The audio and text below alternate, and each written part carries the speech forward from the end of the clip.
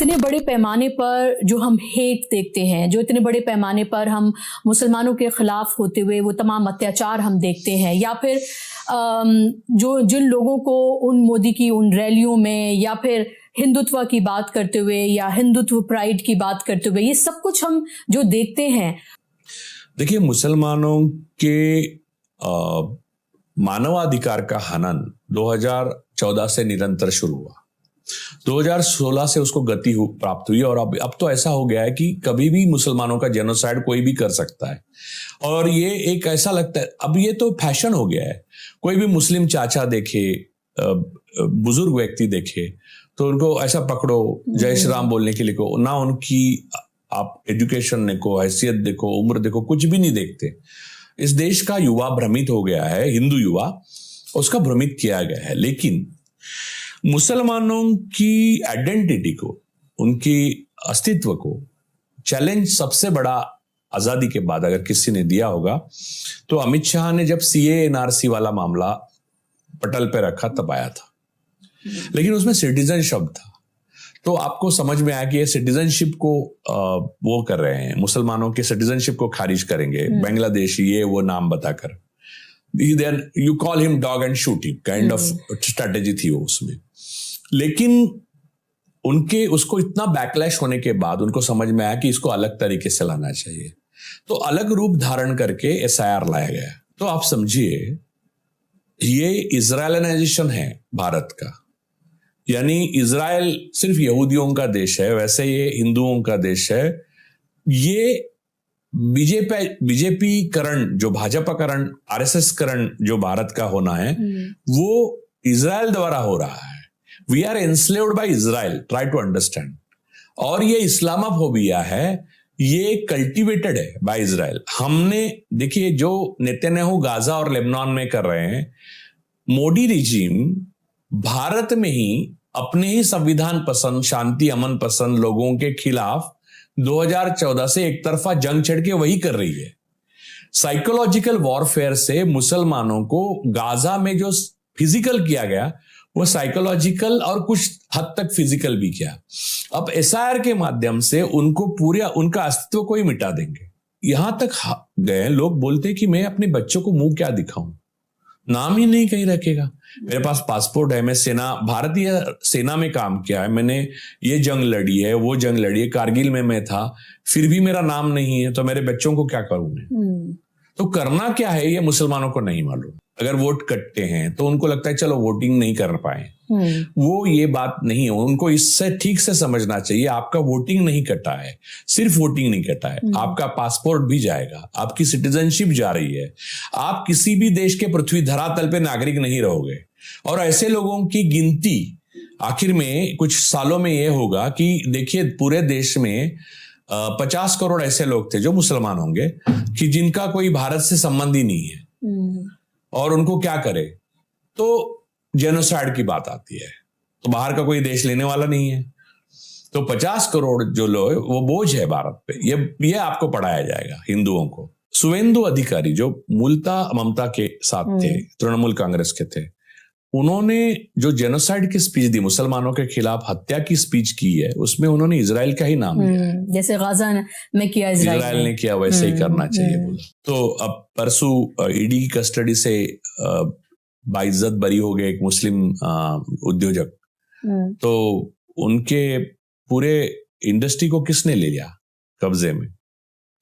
तो ये सारी जो कहानियां हैं वो मैं अपने मन से मनगढ़ंत नहीं है, मैं आपको एक 10 उदाहरण दे सकता हूं। ये बात को, इसका ठोस सबूत ये है, लेकिन एक पॉडकास्ट में इतना वक्त नहीं रहता, इसलिए मैं नहीं दे सकता। लेकिन मैं आपको ठोस बता सकता हूं कि आज ये हो रहा है। और एसआईआर जो है उसमें मुसलमान और नॉन बीजेपी वोटर जो है उसको नॉन सिटीजन और बेवारिस बनाकर खत्म करने की ये साजिश है। ये इजराइल के माध्यम से आई है और इसको अंजाम जो दे रहे हैं वो मोदी सत्ता दे रही है। फिर क्या करेंगे इन लोगों का? वो उनको पहले सेकंड सिटीजन बनाएंगे, उनको कहीं का नागरिक नहीं रखेंगे, और फिर क्या है, आपने सोचा था 2014 से पहले कि मुसलमान व्यक्ति को इस तरह से रास्ते पे ही कहीं जय श्री राम बोलने के लिए कहीं भी मार डालेंगे? इतना लिंचिंग हुआ, किसने उफ्ते किया विपक्ष में? मैं लिंच किए हुए सारे जो मुस्लिम्स हैं उनकी एक मेरे पास लिस्ट है, उसके ऊपर किताब लिख रहे हैं हमारे मित्र। तो मैंने ही उनको कहा ये इस पे किताब लिखिए करके, वो लिख रहे थे। तो पहला लिंचिंग का मुस्लिम बली महाराष्ट्र से हुआ है। तो मुझे मालूम है। तो वहां के हमारे शोलापुर के एक मित्र हैं, तो उनके साथ सरफराज अहमद उनका नाम है, उन्होंने वो पूरा लिस्ट मुझे दिखाया पहले। तब तक वो बढ़ता ही गया बाद में। मैंने उनको मिला उसके बाद बहुत बड़ा, उतना ही बड़ा फिर। और अब तुम्हें लग रहा है कि काउंट करना ही लोगों ने बंद कर दिया है। जो एसआईआर में जाएंगे 1-1 करोड़, 2-2 करोड़, 3-3 करोड़, 3 करोड़ लोग यूपी में, आप विश्वास रखेंगे 3 करोड़ लोग ऐसे ही बाहर से आए हुए हैं। इतनी जनसंख्या तो किसी भी देश की नहीं है। तो ये 51 करोड़ पूरे देश में लोग हैं, उनको आप नॉन सिटीजनशिप लेस बनाएंगे। कोई उनका पासपोर्ट नहीं बनेगा, उनको कोई सरकारी सुविधाएं मिलेगी नहीं, कुछ नहीं। उनके बच्चे सब बेवारिस हो जाएंगे। ये योजना है। अब वो सक्सेसफुल होती है नहीं होती है, वो देश के लोगों के विल पे है, इच्छा पे है। लेकिन उनको बनाकर फिर उनको आप क्या हत्या भी कर दी, जेनोसाइड भी कर दिया, गैस चेंबर्स में भी डाल दिया। कौन पूछेगा? वो थे ही नहीं यहाँ के नागरिक, ऐसा कोई मरा ही नहीं। जब आप रास्ते पर आएंगे ही नहीं तो आप मरे ही नहीं, आप थे ही नहीं। आप सारे पाकिस्तानी थे, आप सारे बांग्लादेशी थे। लेकिन फिर मेरा वही सवाल है राजू जी कि इतने बड़े पैमाने पर ये जो वोट काटे जा रहे हैं, और फिर हमें लगातार वही जहन में सवाल आता है कि फिर इन लोगों का क्या होगा।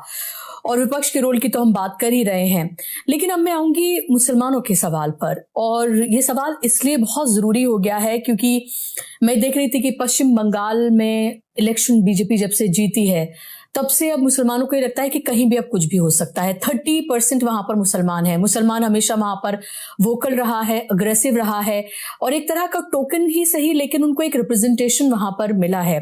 अभी मैं देख रही थी कि वहां पर बकरीद आने वाली है, और उसको लेकर जिस तरह की बातें जो है वहां सरकार करती हुई नजर आ रही है।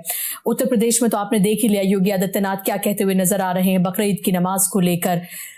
मुसलमानों 12 साल से वो ये सब कुछ देख रहे हैं, और इसमें सिर्फ हमें इजाफा देखने के लिए मिल रहा है। आप इसको कहाँ जाता हुआ देख रहे हैं, कहाँ रुकता हुआ देख रहे हैं, और फिर मुसलमान ऐसे में क्या करें? सबसे बड़ा सवाल ये है। मैं हमेशा ये कहता हूं कि RSS is a basically terrorist organization, और इजराइल ये देश नहीं है, एक टेरर प्रोजेक्ट है।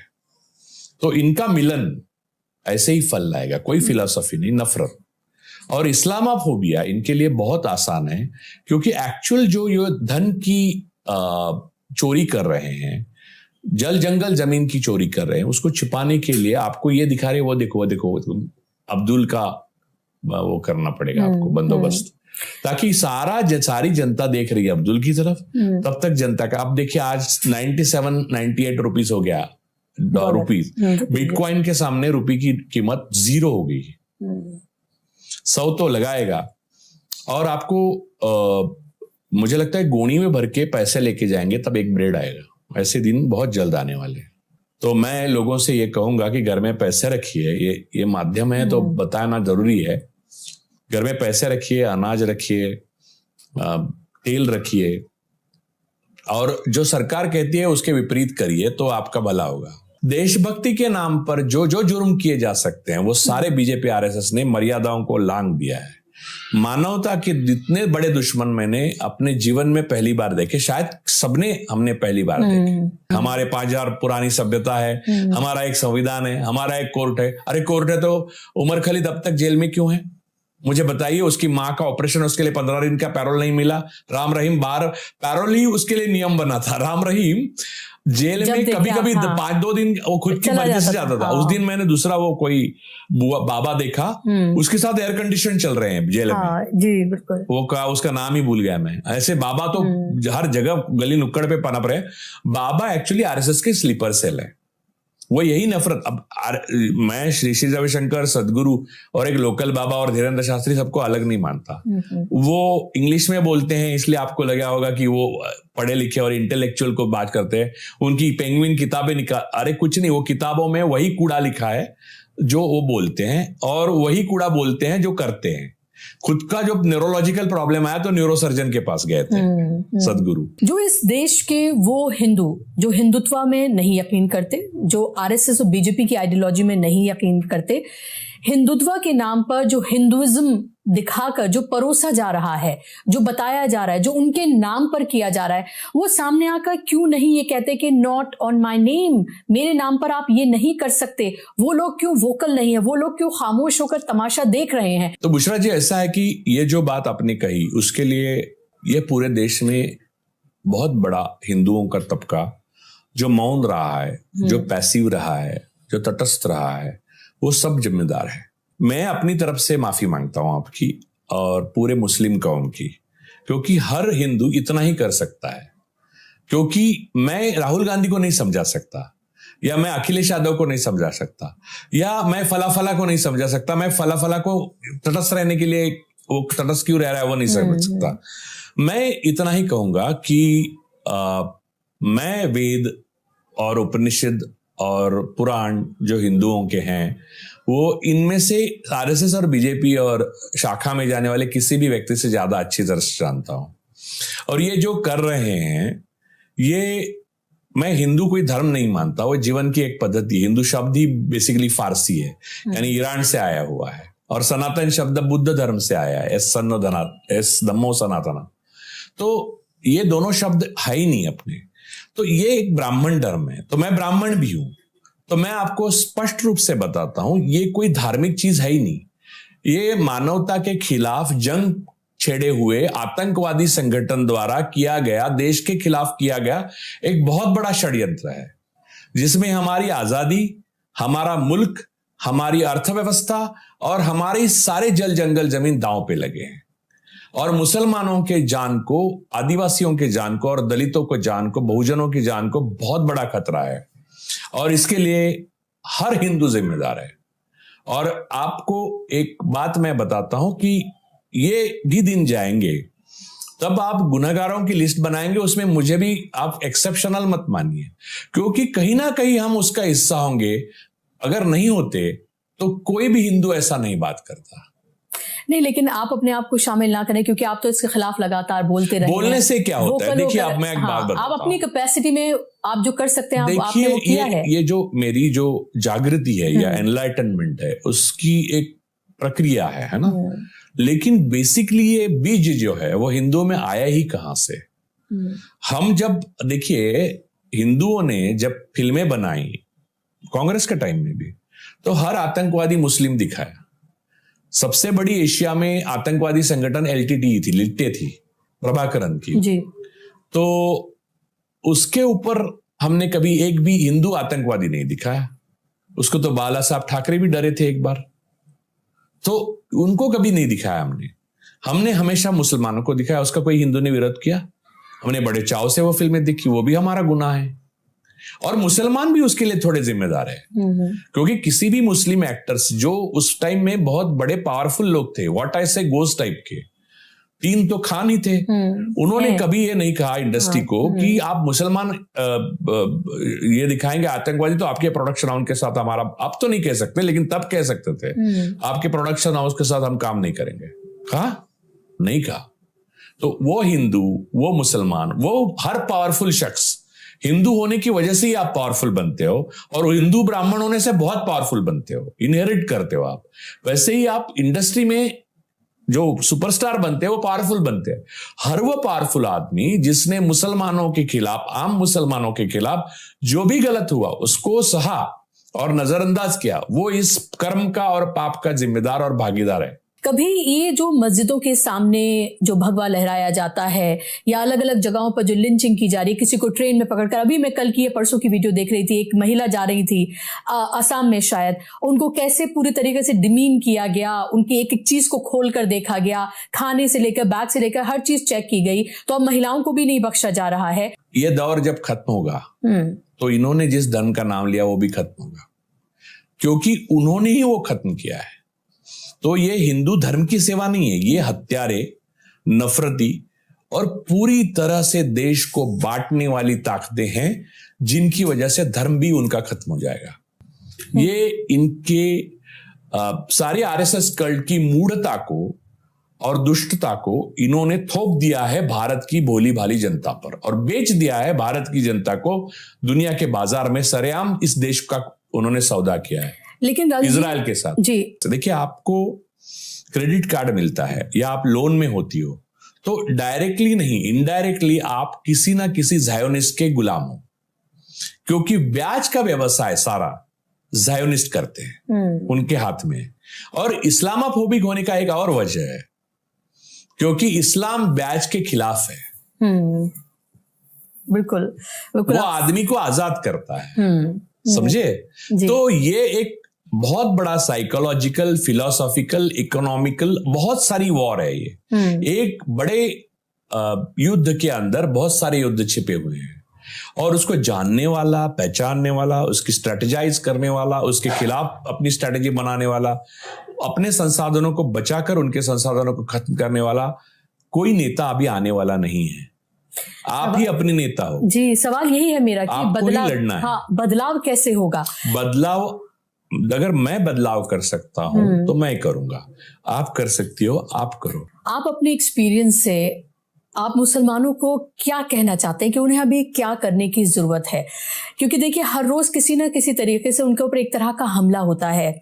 SIR के बाद मॉब लिंचिंग, आती हुई प्रोपेगेंडा फिल्म्स, सोशल मीडिया, गोदी मीडिया, तमाम इंस्टीट्यूशंस, हर चीज ऐसे लगती है कि उनके खिलाफ काम कर रही है। यहाँ तक कि जुडिशरी पर भी अब सवाल उठते हैं। तो सवाल मेरा यही है कि अभी मुसलमानों को क्या करना चाहिए? What should be their strategy? मैं कुछ सलाह देने लायक आदमी नहीं हूं, मुसलमानों को सलाह दो इतना बड़ा भी नहीं हूं मैं, क्योंकि उनकी सलाह तो मिल चुकी है उनको, मैं बताता हूं उसके बारे में। लेकिन मैं एक पहली बात मैं रिक्वेस्ट करना चाहता हूं, आप ये सुन्नी शिया के मामले में मत उलझिए, आप सिर्फ मुसलमान हो, ये बात पे कायम रहिए तो ज्यादा अच्छा होगा। मुझे लगता है ईरान के बाद शायद ये फर्क बहुत हद तक मिटा है। हाँ, एक और जहां तक मैं क्या बताऊं वो मैं क्या बताऊं, हुसैन साहब बता कर गए हैं, जहां भी सत्य अकेला दिखे वहां आप हुसैन को याद करना। तो बस उनका जीवन ही उनकी बात कहता है। देखिए, अब कही हुई बात कुछ नहीं होती, अली और हुसैन की जी हुई बात है, वही बात है। तो करबला में जो किया उन्होंने, आपको ये नहीं देखना है कि आपके पास संसाधन कितने हैं, नंबर्स कितने हैं, आप जीतेंगे या हारेंगे, ये सब बात की बातें हैं। आप सही बाजू के लिए, सत्य के लिए आप लड़ते हो या नहीं अपने वक्त पर। लेकिन जब वो जुल्म के खिलाफ आवाज उठाता है तो उसी का घर बुलडोज कर दिया जाता है। आप समझिए कि हुसैन साहब का कौन सा अलग डेस्टिनी थी, उनकी नियति भी तो ऐसी थी। लेकिन आज उन्हीं को मैंने याद किया ना, इतने सालों बाद उनके खिलाफ जो गए, उनके में से एक का या नाम याद आया, क्या रखा है कहीं लिखा हुआ? इजराइल हो या ब्रिटिश हो, हमेशा मुसलमानों के खिलाफ क्यों रहे? और यह मोदी शासन, क्योंकि वो ब्रिटिश और इजराइल की हमेशा गुलाम रहना चाहती। मोदी यानी आरएसएस उस टाइम में ब्रिटिशों के साथ थी, अब इजराइल के साथ है। इन लोगों को मुसलमानों से प्रॉब्लम क्या है? हिंदुस्तान के 1857 से लेकर आज तक अपने वतन के साथ खुददारी के साथ खड़े रहकर लड़ना मुसलमान ही जाने। मुसलमानों की इतनी बड़ी गरीबी आजादी के बाद आप समझ लीजिए कि उसकी वजह क्या है। उसकी वजह उन्होंने ब्रिटिशों के खिलाफ पूरा 100% बगावत की। इससे विपरीत कई संस्थान थे जहां हिंदू राजा थे, उन्होंने कॉम्प्रोमाइज किया ब्रिटिशों के साथ। उनके बेटे, पोते, परपोते आज मंत्री है, उनके पास अक्षुण्ण संपत्ति है। मुसलमान राजाओं की उस टाइम में वहां के सुल्तान या नवाबों की संपत्ति उनसे कई गुना ज्यादा थी, लेकिन उन्होंने वतन पे लुटा दी उसको। देशद्रोही का टैग लग जाएगा आपके ऊपर। देशद्रोही क्या, मैं वो शतरंज के खिलाड़ी का जो अवध के नवाब है उनका देखिए, वो कलकत्ता गए, वहीं पे उनके अजाय जैसे एक तरह से निष्कांचन होके उनकी मृत्यु हो गई। वो वहां पर उन्होंने कलकत्ता की अलग बिरयानी बनाई, वो अलग है, लेकिन उसकी कहानी आपको मालूम है, आंख में आंसू आ जाएंगे। यहाँ की जो बिरयानी है उसमें गोश्त होता है, तो वहां पर उनका गोश्त ही खत्म हो गया, पैसे ही नहीं थे खरीदने के लिए, तो उसमें आलू डाले। जाहिर सी बात है कि ये बड़ा मुश्किल दौर है उन तमाम लोगों के लिए जो इस आइडियोलॉजी में यकीन नहीं रखते हैं, और मुसलमानों के लिए तो है ही, क्योंकि उनकी कोई नहीं। एक बात और मैं कहना चाहता हूं, बहुत सारे हिंदूवादी लोग ये हिंदुत्व पे इसलिए विश्वास रखते हैं क्योंकि उन्होंने हिंदुओं के, जो सो कॉल्ड हिंदुओं के, यानी जो धर्म ग्रंथ कहे जाते हैं, उनको पढ़ा ही नहीं है। जब ब्रिक्स की यहाँ पर समिट हो रही थी और विदेश मंत्रियों की, उसमें अरागची यहाँ पर थे, और उसके फौरन बाद उनसे मिलकर हाथ मिलाकर वो चले गए यूएई, और वहां पर जाकर जो उन्होंने अपनी रील बनवाई है जो पूरी धुरंधर वाली, वो पूरी तरीके से आपने देखा होगा कैसे हाथ फैलाकर वो मिले हैं। और धुरंधर वाली नहीं, वो मैंने कहीं एक दूसरे एपिसोड में बोला। हाँ। वो रील देख के मुझे राजेंद्र कुमार की 60 के दशक की फिल्मों की हीरोइनों की याद आती है। वो ऐसे टाइट चूड़ी पहन के वो ऐसे ऐसे नाचती थी ना, आती थी उतर के, वो मुझे याद आया। असल में एक्चुअली ऐसा कोई करता है क्या? ऐसा कोई गले लगाने के लिए आप इतने उतावले हो रहे हो, एक यानी कम से कम दिखावे के लिए मुसलमान जो है, शेख है, उसको मिलने के लिए, और आपके देश के मुसलमानों को आपके लोग मार रहे हैं, तो आप लोगों को कितने दिन तक इस तरह से भ्रमित करते रहेंगे? आपके पैसे, आपके दोस्तों के पैसे, आपके इंटरेस्ट और आपकी सत्ता इजराइल की ऑक्सिलरी स्ट्रक्चर के जायोनिस्ट कुछ यूएई के लोग हैं, उनके पास, उनके हाथ में है। तो ये जैसे कि वो राजा का प्राण उस तोते में होता था, वैसे वो तोता है, तो उसके सामने आप पंख फैला के जाएंगे, और यहाँ का मुसलमान दिखा तो आप कहेंगे कि कार के नीचे भी कुत्ते आते हैं, या कपड़ों से आप पहचानते हैं, या नहीं। उन्होंने जितना बोला है ना, मैं आपको बोलूं कि उन्होंने 2002 से आज तक मुसलमानों के खिलाफ, औरतों के खिलाफ, आदिवासियों के खिलाफ और दलितों के खिलाफ जितना बोला है, उतना बोलने की मोहलत किसी भी सभ्य समाज में किसी भी आम या खास व्यक्ति को मिलनी नहीं चाहिए।